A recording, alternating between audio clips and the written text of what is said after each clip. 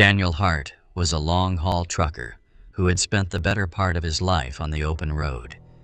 He loved the solitude, the hum of the engine, and the endless ribbon of highway stretching out before him. But late-night runs were always the hardest. The darkness had a way of playing tricks on his mind, and exhaustion often blurred the line between reality and imagination. It was early November, and Daniel had picked up a last-minute delivery in Nebraska. The route was straightforward but long, cutting through miles of desolate countryside. The highway was poorly lit, and the only companions he had were the stars above and the occasional distant glow of a farmhouse window. The silence was oppressive, broken only by the rumble of his engine and the rhythmic clinking of his coffee thermos as it jostled in the cup holder. That night, the coffee wasn't working. Daniel's eyelids grew heavier with each passing mile. He slapped his face lightly, turned up the radio, and even rolled down the window to let in the frigid air. But nothing seemed to shake the creeping fatigue. He told himself he'd pull over at the next rest stop, but those were few and far between out here. The monotony of the drive was suddenly broken by something unusual. Up ahead, illuminated by the faint glow of his headlights, was a figure standing in the middle of the road. Daniel's hands tightened on the wheel, his heart jolting awake. It was a person, tall, dark, and completely still. The figure didn't move, didn't wave for help. It just stood there, a black silhouette against the asphalt. He had no time to think. Instinctively, he yanked the wheel to the right, narrowly avoiding a collision. The truck swerved violently, the tires screeching as they fought for traction. Daniel's heart pounded as he struggled to regain control. The truck finally came to a stop on the shoulder, its massive frame shuddering to a halt. His breathing was ragged, his knuckles white from gripping the wheel. He sat there for a moment, trying to calm himself. "What the hell was that?" he muttered under his breath. His hands were still shaking, but his curiosity outweighed his fear. He glanced into his rearview mirror, expecting to see the figure still standing in the middle of the road. The stretch of highway behind him was empty. Daniel frowned. The figure had been there. He was sure of it. He grabbed a flashlight from the glove compartment and stepped out of the truck. The cold air bit at his skin, and the silence felt thicker now, oppressive in a way that made him uneasy. He walked a few paces down the road, shining the flashlight across the asphalt. Nothing. No signs of anyone, no footprints, no tire tracks. It was as if the figure had vanished into thin air. As he turned to head back to the truck, he caught a glimpse of something in his peripheral vision. It was a shadow, darker than the night itself, darting along the edge of the road. Daniel swung the flashlight toward it, but there was nothing there. He scanned the area, his pulse quickening, but all he saw were the empty fields stretching endlessly into the darkness. Trying to shake the unease creeping up his spine, Daniel climbed back into the truck and locked the doors. He told himself it was his exhaustion playing tricks on him. He needed sleep. He'd find a rest stop, park for a few hours, and put this strange encounter behind him. As he started the engine and pulled back onto the highway, he couldn't shake the feeling that he was being watched. The thought made his skin crawl, but he forced himself to focus on the road ahead. For a while, everything seemed normal again. The hum of the engine and the familiar rhythm of the drive lulled him into a fragile sense of calm. But then, about 10 miles down the road, he saw it again. The figure was back. This time it was standing on the shoulder, just outside the reach of his headlights. Daniel's grip on the wheel tightened as he slowed the truck. The figure didn't move, didn't react to the approach of the massive vehicle. It was as if it were waiting for him. He came to a stop, his headlights illuminating the empty stretch of road ahead. The figure was gone. Daniel's chest tightened as a sense of dread settled over him. He couldn't explain it, but he felt an overwhelming urge to leave, to get as far away from this place as possible. He shifted the truck into gear and pressed the gas, the tires crunching over the gravel shoulder as he merged back onto the highway. The figure didn't reappear, but the unease stayed with him, a heavy weight in the pit of his stomach. As the hours passed, the incident gnawed at the edges of his mind. Who or what had he seen? Why did it disappear so suddenly? The questions swirled in his head, unanswered, as the first light of dawn began to creep over the horizon. When Daniel finally reached a truck stop, he parked the rig and sat there for a long moment, staring at the empty parking lot. He replayed the events in his mind, searching for some rational explanation. Maybe it was a hitchhiker, someone wandering the highway in the dead of night. But that didn't explain the way it had vanished, or the shadow that seemed to follow him. He eventually stepped out of the truck, stretched his legs, and went inside the diner for coffee. The warm light and the chatter of other drivers felt like a lifeline, grounding him in reality. He didn't mention what he'd seen to anyone.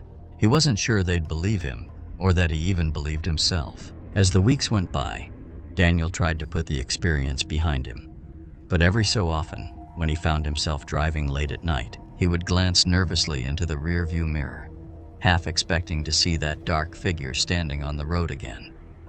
It never reappeared, but the memory lingered, a ghost of a moment he couldn't quite shake. Years later, Daniel would still think about that night. He told himself it was exhaustion, a trick of the mind brought on by too many hours behind the wheel.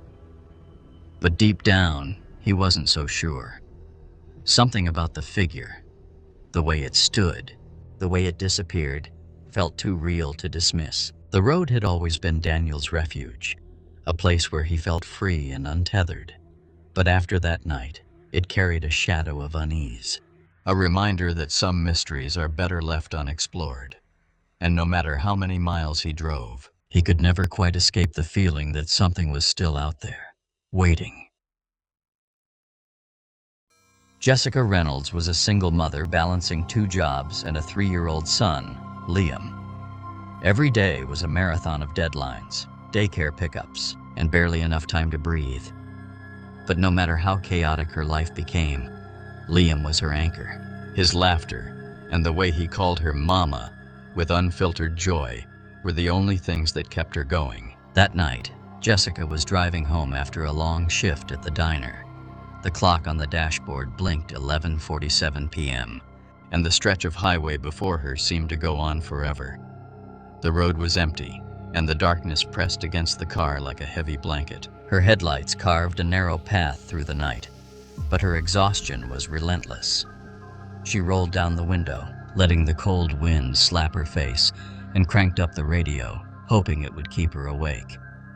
Neither helped much. As she fought off the pull of sleep, her thoughts wandered to Liam. She felt a pang of guilt for working so much and not spending enough time with him. Tonight, like most nights, he was at home with a sitter. Jessica promised herself she'd make it up to him on her next day off. Maybe a trip to the park or baking cookies together.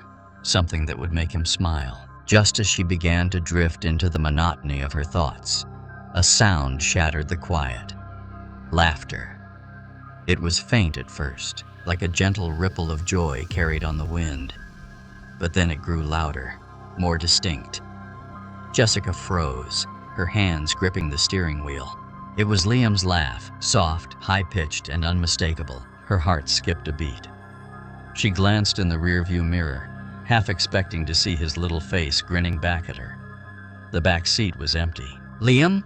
she called out instinctively, her voice trembling. The laughter came again, clear and close, as if he were sitting right behind her. Jessica's hands shook as she tightened her grip on the wheel. "This isn't real," she whispered to herself. "I'm just tired." She pulled over to the side of the road, the gravel crunching under the tires, and turned off the engine. The sudden silence was deafening. She twisted around in her seat, staring into the back of the car. It was empty, just as it should have been, but the sound of Liam's laughter still echoed in her ears, as real as the air she was breathing. Jessica's phone buzzed, breaking her trance. She fumbled to grab it, her hands slick with sweat. It was the sitter. "Jessica, you need to come home right now." The woman's voice was frantic, trembling with urgency. "What's wrong?" Jessica asked, her stomach knotting. "It's Liam. He fell down the stairs. He's hurt." "I've already called an ambulance." Jessica's blood ran cold. "I'm on my way," she shouted, starting the engine. The tires screeched as she pulled back onto the highway, her heart racing faster than the speedometer. Her mind spun with panic. The sound of Liam's laughter still lingered, entwined with her rising fear. She couldn't explain it, but it felt as though he had reached out to her, a desperate cry for help through the impossible. The thought made her press harder on the gas, the car hurtling through the darkness. When Jessica finally reached the hospital, she found Liam in a small pediatric room, a tiny cast wrapped around his leg. His tear-streaked face lit up the moment he saw her. "Mama!" he cried, reaching out with his uninjured arm. She rushed to his side, pulling him into a gentle hug, careful not to hurt him further. Tears streamed down her face as she whispered, "I'm here, baby, I'm here." The doctor explained that Liam had a fractured ankle, but was otherwise fine. The sitter recounted the incident, apologizing profusely for not watching him more closely. Jessica barely heard any of it. Her mind was still replaying the laughter she had heard on the highway and the phone call that followed. Later that night, when Liam was fast asleep in his bed, Jessica sat on the couch, staring at nothing. The laughter had been real. She was certain of it. It wasn't her imagination or the exhaustion playing tricks on her. It had been Liam's voice, clear as day, in the car with her. But how could that be possible? Days turned into weeks, and Jessica tried to push the incident from her mind. Life went back to its frantic routine, and Liam recovered quickly, his boundless energy undiminished by the cast. But Jessica couldn't forget that night on the highway. She shared the story with no one, afraid they'd dismiss it as a figment of her stress or call her crazy. Months later, on a rare, quiet evening, Jessica found herself tucking Liam into bed. He looked up at her with those big, innocent eyes that always seemed to see more than they should. "Mama," he said softly, "you heard me, didn't you?" Jessica froze. "What do you mean?" "Baby, that night," he said, his voice sleepy but certain. "When I got hurt, I called for you." Her breath caught in her throat. "You called for me?" Liam nodded, his little face serious. "I wanted you to come." Jessica sat on the edge of his bed, her hands trembling as she smoothed the blankets over him. "How did you call me, sweetheart?" "I wasn't home." "I don't know," he said, yawning. "I just did." Tears welled up in Jessica's eyes as she kissed his forehead. "I heard you," she whispered. "I heard you." That night, as she lay in her own bed, Jessica couldn't shake the feeling that there was a bond between her and Liam that defied explanation. Whether it was instinct, a mother's intuition, or something beyond comprehension, she knew one thing for certain. She would always be there for him, no matter how far apart they might be. From that moment on, Jessica found a strange comfort in the memory of that night. It was a reminder that love, pure, fierce, and unconditional, had a power that transcended logic. It could bridge gaps, overcome distances, and perhaps even defy the boundaries of reality itself.